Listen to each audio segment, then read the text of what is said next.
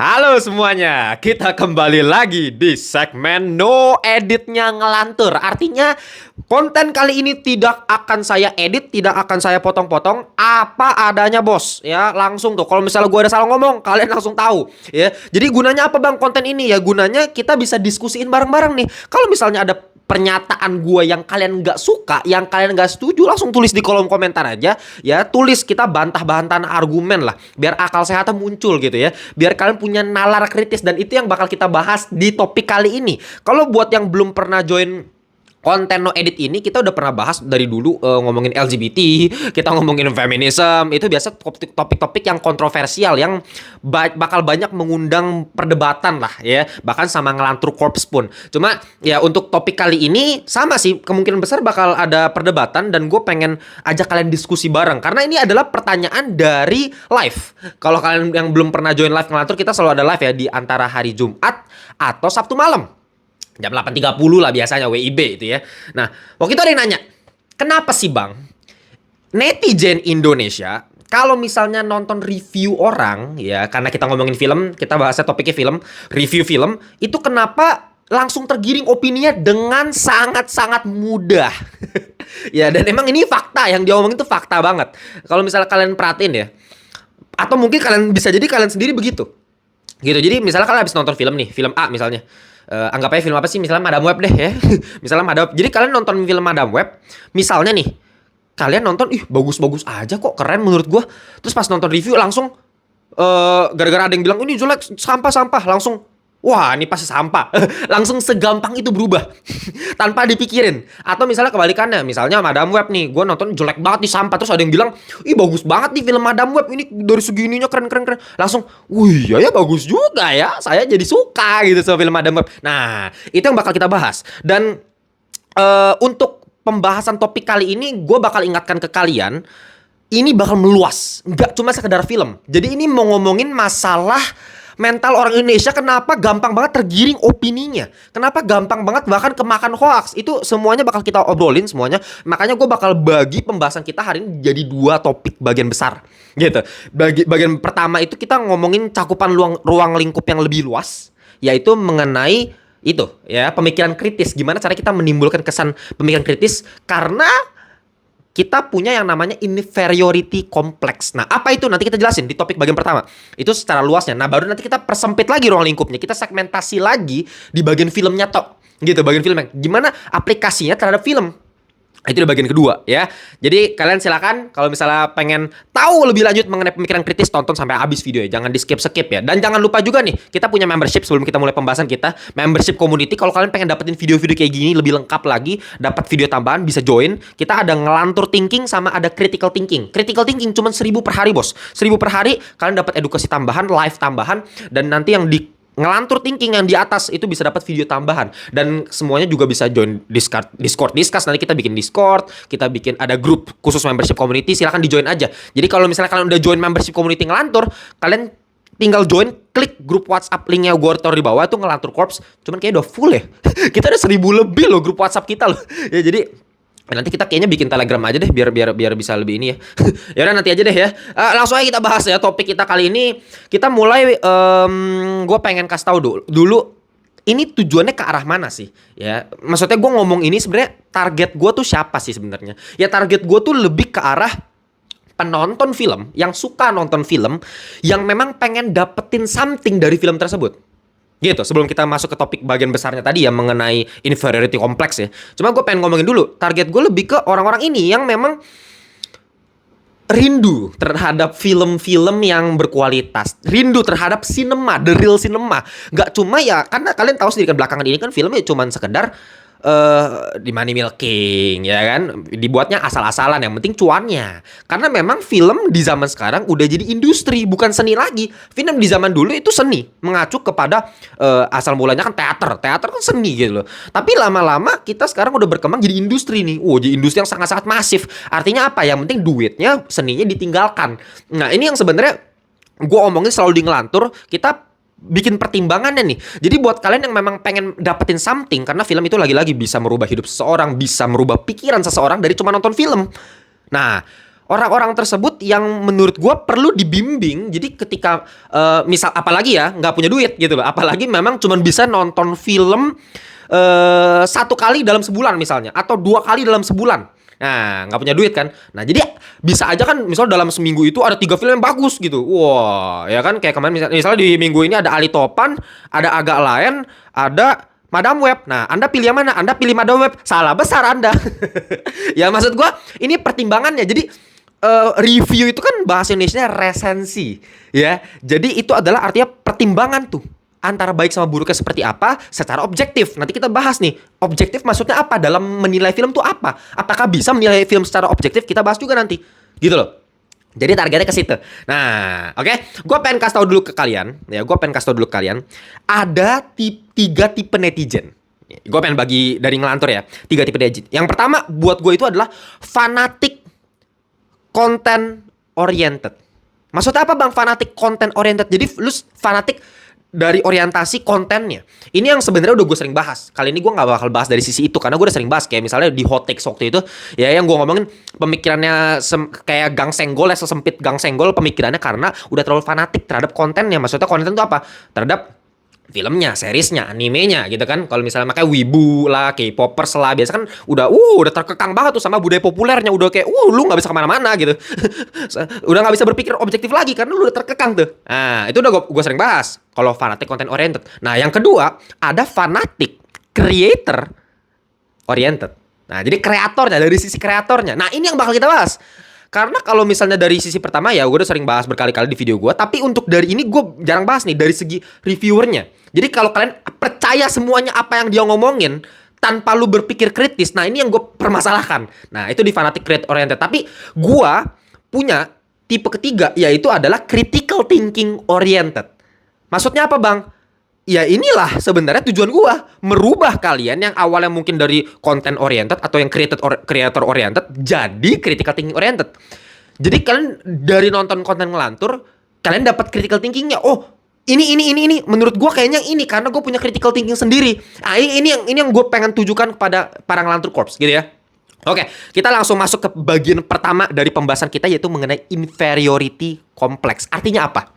Ya, masalah inferioritas, ya, mental inferioritas. Maksudnya apa? Gini, mungkin kalian kalau misalnya gak usah jauh-jauh ngomongin film deh ya, kita ngomongin masalah politik deh, pemilu aja deh sekarang. Ya kan, pemilu. Kenapa sekarang ada satu orang yang misalnya pidato gitu ya, kita bisa langsung tiba-tiba langsung gue ikut pilih ini, kan?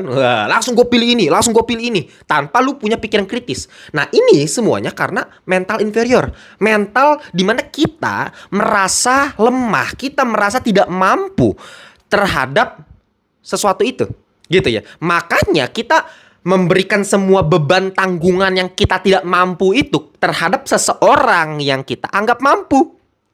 Ngerti gak? Paham gak? Jadi seseorang ini kita anggap kuat nih, seseorang ini kita anggap pinter, langsung kita alihkan semua beban yang kita anggap kita nggak mampu ini ke orang tersebut, gitu.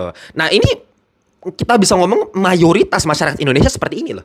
Bisa jadi anda semua yang mungkin nggak ngerti inferioritas segala-gala, tapi kalian sebenarnya pemikirannya seperti ini. Nah kenapa orang Indonesia kebanyakan seperti ini? Kita ngomongin sejarah aja nih. Kita ngomongin sejarah aja paling gampang. Menurut gua, kita bisa seperti ini karena darah daging kita masih terikat nih ya sama masa lalu kita. Dulu kita Indonesia dijajah, ya kan? Dan mental terjajah itu masih ada sampai sekarang. Mungkin orang sekarang bilang, mental terjajah. Ya ini sebenarnya sama, mental inferiority complex ini, gitu. Gua kasih tau ya, kalau misalnya kalian perhatikan, kalau kalian belajar sejarah dulu di sekolah, ada misalnya Kerajaan Tarumanegara, gitu ya, Kerajaan Tarumanegara. Kerajaan Tarumanegara itu punya satu raja namanya Raja Purnawarman. Ayo, masih ada inget gak di sekolah? Tidur kan pas belajar sekarang kan? Nah ini sebenarnya gunanya pelajaran sekolah tuh ini. Cuman emang gurunya aja nggak ada yang becus gitu, ngajarinnya bener gitu ya. Makanya ini gue kasih tau aja kalian biar dapet ini. Sebenarnya esensinya apa sih? Ya kita belajar seperti itu. Ini gunanya seperti ini.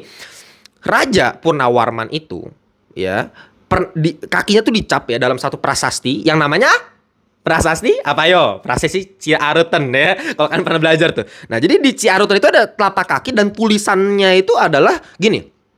Ini adalah sepasang telapak kaki Dewa Wisnu, ya. Ialah yang mulia Raja Purnawarman. Jadi artinya apa? Raja Purnawarman ini dianggap sebagai Dewa Wisnu. Gitu.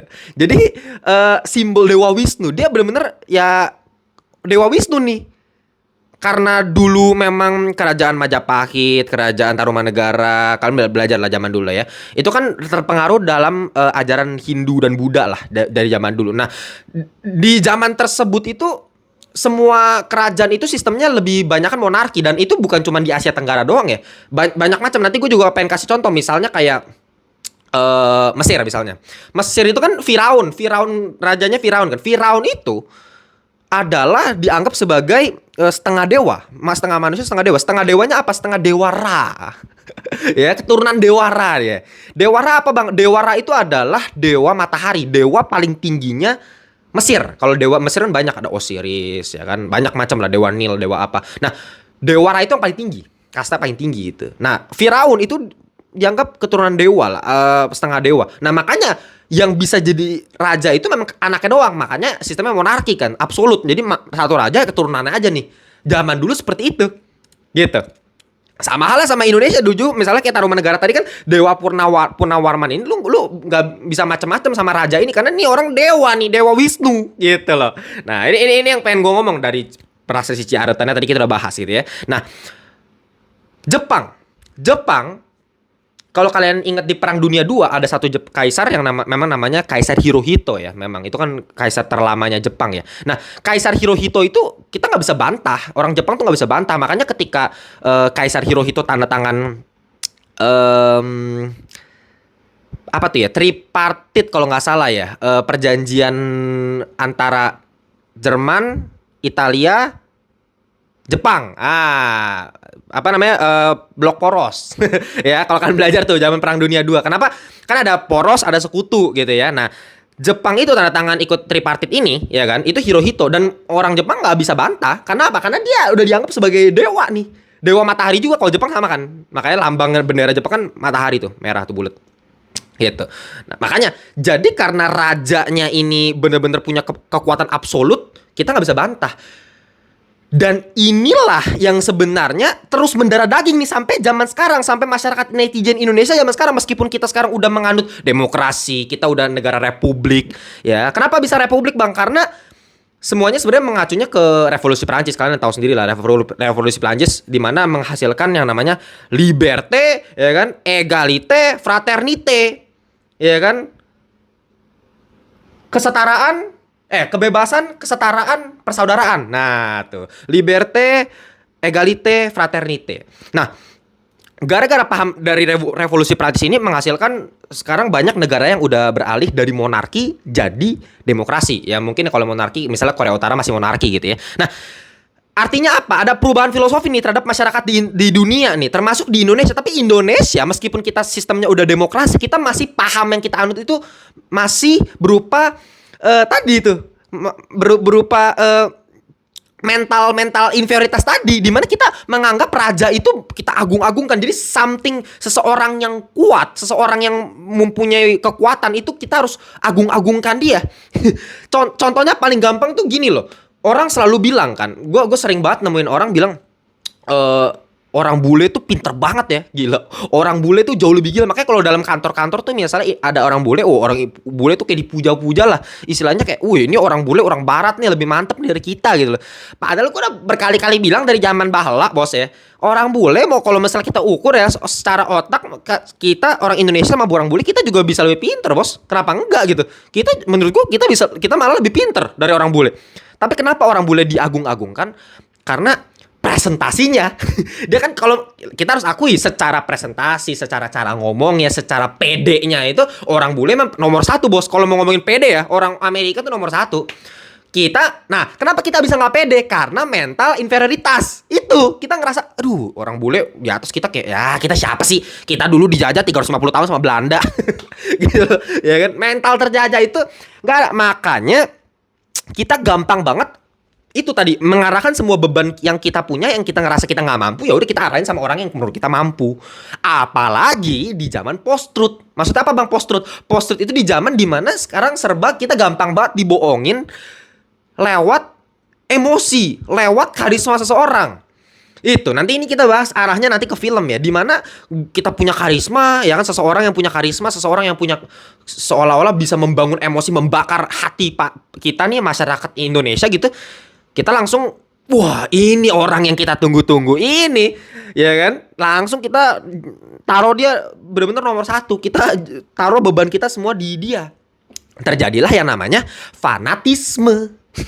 Ya, jadi kita udah nggak bisa lagi berpikir kritis, kita udah nggak bisa lagi punya logika gitu loh, karena kita menekankan pada sosok individunya ini loh, bukan nilai-nilainya gitu, subjeknya. Nah ini kita ngomongin mulai ke arah objektivitasnya. Apa bedanya objektif sama subjektif? Objek itu kan kita lihat secara objeknya, subjektif kita lihat secara subjeknya. Nah kalau misalnya kita dengan mental seperti ini yang memang orang Indonesia punya selalu seperti ini gitu ya, kita selalu melihat subjeknya. Makanya kalau misalnya kita lihat pemilu kemarin gitu ya. Mohon maaf nih ya. Kita ngomong objektif aja ya. Di TikTok misalnya, tiba-tiba semuanya nangis-nangis. Pak Prabowo dibully sama paslon nomor 1 sama nomor 3. Ya kan? Oh, langsung nangis tuh kan. Nangis berjamaah di TikTok dalam sekejap gitu ya. Itu kenapa? Itu karena terbawa emosi, ya kan, terbawa terhadap karakternya, bukan nilainya. Kita udah nggak lihat lagi masalah argumentasinya, kita udah nggak lihat lagi substansinya, kita cuma lihat karakternya doang. Oh Pak Prabowo kok diginiin, wah nggak bisa nih kita diginiin nih, ini nggak bener nih, wah langsung all in 02 gitu. Gue nggak mau subjektif, maksudnya gue nggak mau cuman bahas 02. Kita ngomongin 01 misalnya, ya. Ini kita objektif aja ya, secara keseluruhan aja ya. Ini gue nggak tahu di semua pihak atau seperti apa, tapi ini dari pengalaman gue pribadi. Ini pengalaman gue pribadi. Ada orang yang ngomong, lu harus pilih 01. Kalau lu nggak pilih 01, lu nggak masuk surga. Ya lu pikir lah, lu dari situ aja lu bisa paham kan kondisinya tuh seperti apa. Itu kenapa bisa terjadi seperti itu? Karena mental yang tadi gue bilang nih, mental lemah ini. Gitu loh. Kita gampang banget era post truth ditambah mental kita yang seperti ini, mental terjajah kita seperti ini. Jadi diiming-imingin, gue gak mau ngomongin ntar gue kena masalah ya, cuman oke ya diimingin itu langsung lu kayak tercuci otak lu gak bisa punya pikiran kritis lagi, lu langsung menaruh harapan lu ke satu orang doang, ke satu sisi doang, lu gak punya pikiran objektif lagi, punya pikiran kritis lagi. Nah ini gue ngomongin secara luas ya, mentalnya kita kenapa bisa seperti itu, era post-truth seperti apa ya, aplikasinya tadi ke bahkan sampai ke pemilu seperti apa netizen kita. Nah kita sekarang persempit sedikit ya, karena kita lagi-lagi ngelantur itu bahasnya film. Jadi kita mau ngomongin film sekarang. Gimana caranya kita bisa melihat film itu secara objektif? Kalau misalnya Bang Timo tadi bilang ya jangan subjektif, jangan melihat secara karakternya doang, jangan melihat reviewer filmnya doang, ya gitu ya. Ya balik lagi, kita lihat secara objeknya bukan subjeknya. Lu nggak usah ngelihat siapa yang bayar lu nggak usah lihat siapa yang endorse lu nggak usah lihat siapa yang undang lu gitu loh. Lu harus bisa bandingkan, lu harus komparasi nih. Bukannya gue ngomong review film yang di endorse abis itu langsung dia bilang positif, itu salah. Enggak juga sih. Yes, buat dia ya mungkin dia pengen lihat dari sisi positif aja karena memang dia dibayar, ya kenapa enggak? Karena memang mungkin dia cari cuannya dari situ, pendapatan dari situ. Nggak masalah. Cuman yang gua tekankan di sini, kita perlu namanya oposisi lagi nih. Kita perlu, menurut gua, channel kayak ngelantur kayak gini yang memang bisa kasih tahu fakta apa adanya. Dan buktinya ketika gue kemarin kritik film 13 Bom di Jakarta, gue masih diundang kok sama Visinema buat nonton oleh Ali Topan. Padahal gue udah kritik abis-abisan 13 Bom di Jakarta loh. Ke sutradaranya, bahkan di depan sutradaranya gue ngomong, ya kan? Atau misalnya gue udah kritik abis-abisan kemarin aja Madam Web, gue udah sampai kayak apa kan, udah kayak orang gila gue kritiknya gitu kan.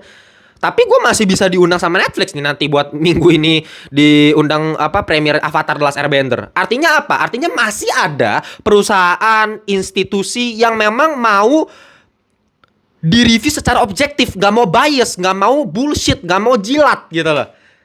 Nah, Pemikiran objektif ini yang sebenarnya harus ditekankan dari sejak dini nih, ditanamkan nilai-nilai terhadap masyarakat Indonesia dari kalian mungkin masih umur ya masih SMP, masih SMA. Ini pemikiran kayak gini yang nggak pernah ditekankan lewat di sekolah. Di sekolah lu cuma diajarkan lu ikutin apa kata guru. Guru ngomong ini, lu ikutin A. Lu guru ngomong B, lu ikutin B.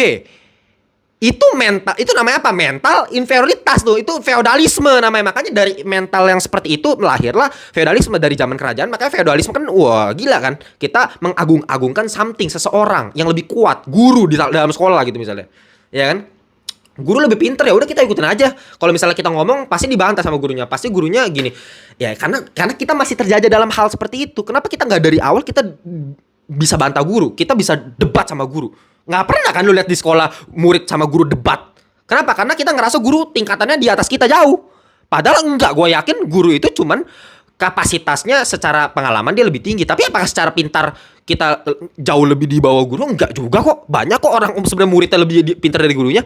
Gitu loh. Ini gue nggak ngomongin sopan santun ya, itu masalah hal lain. Di sini gue ngomongin masalah pikiran, masalah gimana caranya kita bisa punya pikiran kritis, gitu ya. Oke. Nah, sekarang gini. Gampang ya. Cara kita melihat sesuatu secara objektif, film dalam hal ini adalah dengan cara kita harus punya kontranya, oposisi dalam pemikiran. Jadi kalau misalnya kita punya pemikiran A, kita juga harus punya pemikiran B. Gitu.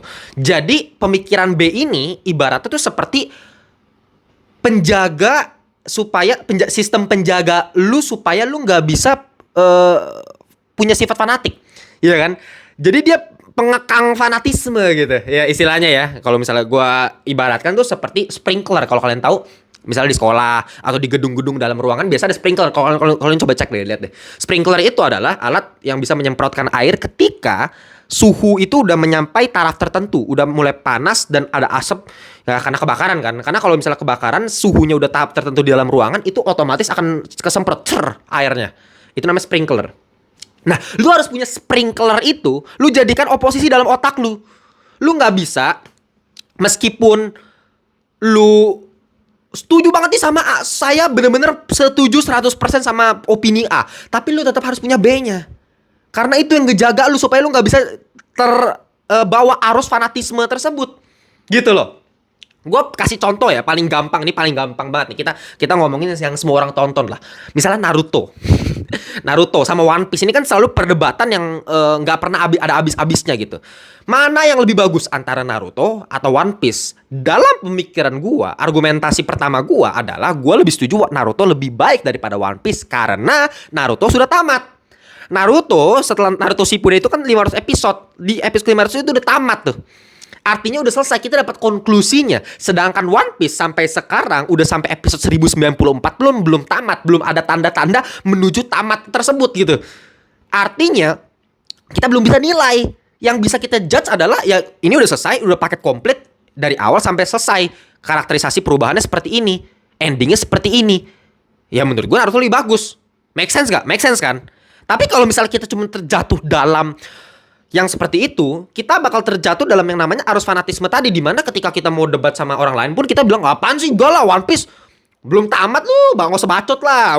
Naruto dong udah tamat, udah jelas nih selesai sampai sini konklusinya. Ya One Piece lu mau sampai kapan, mau sampai lu punya cucu belum tamat juga kan. Nah itu namanya udah fanatik kan jatuhnya kan gitu loh. Nah ketika kita mau punya pikiran, mau punya ada oposisi pikiran di situ, ketika kita punya sprinkler tadi, penjaganya itu, semprotan tadi, kita harus punya nih apa yang membatasi pikiran gue terhadap Naruto tadi. Yaitu kalau buat gue juga punya pemikiran lain. Kenapa? Naruto endingnya sampah. Jadi kalau misalnya kita ngomong tadi Naruto udah selesai satu series dibandingkan One Piece, tapi jangan salah juga, Naruto secara ending itu jelek banget endingnya. Kenapa? Ketika kita mengharapkan Madara sebagai villain utama, antagonis utama, final bossnya gitu ya, dalam istilah satu series gitu ya, yang udah dibangun dari awal, ya kan, dari awal Orochimaru, ada Sasuke, ada Obito Uchiha, itu kan Pain ya kan, Pain baru Obito Uchiha, itu kan semuanya kayak mengarah ke satu titik. Ada boneka yang jadi kayak boneka ini dikendalikan sama ini, boneka ini dikendalikan sama itu gitu kan. Nah, itu semuanya kan memicu kepada Madara. Meskipun ya mungkin gue tahu sih Masashi Kishimoto memang dari awal pengen taruh Kaguya, tapi Kaguya itu tidak diperkenalkan dari awal. Maksud gak ada pendalaman karakter villain Kaguya, dan menurut gua nggak make sense sama sekali tiba-tiba lu munculin Kaguya di akhir yang seakan pengen memberikan persepsi kepada penonton, oh ternyata ini jalurnya seperti ini, padahal yang kita lihat kan Madaranya nih sebenarnya yang final boss yang gilanya gitu loh. Nggak usah menurut gua taruh Kaguya, malah menjatuhkan series Naruto kalau buat gua gitu ya. Nah itu kan cara kita supaya bisa berpikir objektif, meskipun buat gua tetap Naruto nomor satu kalau dibandingkan One Piece ya gitu ya, apalagi dari style gambar dan banyak lah, maksudnya gue punya banyak parameter. Nah lagi-lagi nih dalam sebuah pemikiran objektif, kita pertama kita harus lihat punya pemikiran oposisinya, tapi kedua kita juga lihat secara teknisnya ya, karena teknis itu adalah standar parameter di mana kita bisa melihat objektif dari sesuatu, objektivitas, karena objeknya kan dari teknisnya tuh, nggak bisa dari perasaan, nggak bisa dari perasaan. Kayak misal tadi yang gue kasih contoh misalnya pemilu, ya nggak, lu secara perasaan menurut gua nggak bakal objektif. Lu bilang aduh Prabowo diginiin ya, itu subjektif banget men. Itu subjektif banget. Atau tadi 01 gitu ya, itu subjektif. Atau misalnya 03 gara-gara netizen bilang no banteng saya no to banteng, terus lu nggak search dulu kan no banteng kenapa nggak no banteng, terus lu ikut-ikutan aja kok no banteng semua, no banteng aja lah, nggak jelas lah banteng. Kan gitu, lu nggak search dulu kenapa banteng itu dibenci seperti itu. Nah ini yang kita kurang gitu loh, ini yang kita kurang. Makanya secara teknis kalau misal dalam film nih, kita ngomong masalah film ya, misalnya Spider-Man 3, orang bilang Spider-Man 3 itu jelek. Buat gua suka banget Spider-Man 3. Spider-Man Sam Raimi ya, satu kan bagus banget, 2 itu yang terbaik. Nah Spider-Man 3 ini banyak perdebatan. Kalau buat gua masih suka banget, menurut gua masih bagus banget, gua masih dapat emosinya. Kalau gua harus jabarin segala sisi positif dari film Spider-Man 3, gua bisa jelasin 1 jam bisa gua Spider-Man 3. Tapi kalau misalnya gua hanya sebatas itu, kita jatuh dalam namanya fanatisme tadi. Tapi kalau misalnya kita punya, kenapa orang bilang Spider-Man 3 jelek? Nah kita lihat dari segi teknikalnya. Teknikal itu nggak bakal bisa bohong. Kenapa? Karena teknis itu menurut gua bisa dibilang lebih absolut lah istilahnya, lebih absolut. Jadi kayak istilahnya ya. Ini kamera gue pakai ISO berapa tadi ya? Ya anggap aja misalnya gue pakai ISO-nya misal 500 deh kamera gue. Nah, misalnya gue pakai ISO 100 doang gitu. Jadi burik gitu, ngeblur begitu burik. Nah, itu kan teknis, masalah teknis itu semua orang bisa lihat gitu. Masalah musik lah, masalah acting lah. Nah, itu lu kalau masalah itu makanya butuh kita pelajari dulu. Gimana cara kita bisa berpikiran objektif, kita pelajari dulu teknisnya seperti apa. Nah untuk Spider-Man 3 itu permasalahan utamanya adalah penulisan plot ceritanya. Penulisan plot ceritanya itu acakadul. Kenapa acakadul? Karena villainnya tumpuk satu sama lain. Jadi banyak masalah dalam satu film yang jadinya bikin fasenya jadi nggak rapi. Tiba-tiba ada konflik lawan Venom sama Eddie Brock, marah-marah ya kan. Ada juga konflik dengan si Sandman yang dia punya masalah sendiri, anaknya sakit, dia butuh cari nafkah untuk anaknya, jadi penjahat. Ada juga dia masalah sama Harry Osborn karena bapaknya mati dibunuh si Norman Osborn, jadi balas dendam sama Peter Parker. Ada juga masalah sama Mary Jane yang hubungannya mulai retak. Jadi karena terlalu banyak subplot yang di dalam film Spider-Man 3 itu mengacaukan esensi utama substansi dari film Spider-Man 3. Nah itu lu bisa jadikan narasi, jadi oposisi dalam pemikiran lu. Oh ini yang bikin film Spider-Man 3 jelek. Meskipun gue suka, tapi kita harus lihat faktanya. Faktanya secara teknis plot ceritanya hancur. Nah itu lu bisa pantau dari semua film, dan itu yang harus lu lakuin. Makanya gue bikin segmen debam di Ngelantur. Kalau kalian cek, ya kan kita debam udah berapa episode ya. Debam itu gunanya bukan buat jago-jagoan. Gue lawan dia, misalnya kemarin terakhir sama siapa ya? Oh sama Bang Yovan ya. Bang Yovan. Gue ngerasa gue lebih pintar nih dari Bang Yovan misalnya kan. Misalnya nggak gitu. Atau misalnya oh Bang Yovan kayaknya lebih berpengalaman. Nggak gitu. Gue nggak mau penonton lebih merasakan hal yang itu. Gue pengen penonton dapetin argumennya apa dari Ngelantur perspektif ini. Oh kayaknya gue lebih setuju sama Ngelantur karena ini. Gue lebih setuju sama Bang Yovan ini gitu loh. Jadi argumen kita bisa percaya sama nilainya, bukan personnya, nilainya. Nggak apa-apa lu suka sama Ngelantur. Oh gue suka sama Ngelantur karena cara ngomongnya seru, gue suka cara jokesnya, gue suka cara energinya gede, bagus. Ya nggak apa-apa, lu mengidolakan seseorang nggak apa-apa, nggak ada yang masalah. Tapi kalau lu udah mengidolakan sampai lu melupakan hal yang objektif, yang fundamental, itu yang salah. Paham? Ngerti ya? Sama, misalnya Godfather 3 lah. Godfather 3, ya banyak yang bilang keren orang Godfather. Gue pecinta sejati trilogi Godfather. Godfather 1, 2, 3 the best trilogy of all time. Kita nggak bisa lupakan masalah objektivitasnya. Dimana actingnya si Sofia Coppola sampah di situ, ya kan? Abis itu konflik-konfliknya menurut gue terlalu recehan misalnya. Jadi teknisnya itu kita perlu bahas lebih lanjut lagi. Dan setiap kali kita nonton film, ada kalanya kita harus entertain, kita seru-seruan doang. Ada kok, nggak mungkin kita tiap film mikir nggak juga. Tapi ada momennya kan ketika kita nonton film, aduh ini kok jelek banget ya, kenapa? Karena ketika gue nonton Ngelantur, oh ternyata ini masalahnya. Tapi ketika misalnya gue liat review Ngelantur, kok ini gue nggak setuju ya, tulis di kolom komentar, bang, kalau menurut gue begini. Nah itu dari situlah baru timbul pemikiran kritis. Gila ya. Jadi paham kan? Udah ya, ngerti ya? Itu aja sih sebenarnya untuk pembahasan kita kali ini. Gue pengen kalian tertanam lah pikir kritis. Jangan sampai kita punya lagi-lagi nih mental terjajahnya ini bener-bener terus mendarah daging bahkan sampai 2045 itu ya. Generasi emas Indonesia gitu. Anggapannya kita masih jatuh dalam feodalisme, ya kan? Masih mengagung-agungkan seseorang, masih nggak percaya kita punya pemikiran, masih nggak peduli punya pikiran gitu ya. Jadi kayak idola gue ngomong ya udah gue ikutin aja lah, gue nggak mau mikir lah. Ya gue nggak mau lah kayak gitu. Dan gue juga tekankan sama kalian para Ngelantur Corps, jangan sampai kalian terlalu mengidolakan gue sampai cuman lihat argumen gue apapun itu langsung dipercayai. Enggak, jangan. Gue pengen kalian tergelitik nih, otak kalian langsung tergelitik. Menurut Bang Timo ini, gue juga setuju nih karena bagian ininya, tapi kayaknya gue nggak setuju bagian ininya. Nah gitu ya. Oke, gitu aja. Jangan lupa juga nih, ini karena gue no edit jadi gue ngambil sendiri nih. Ini official merchandise dari Ngelantur ya.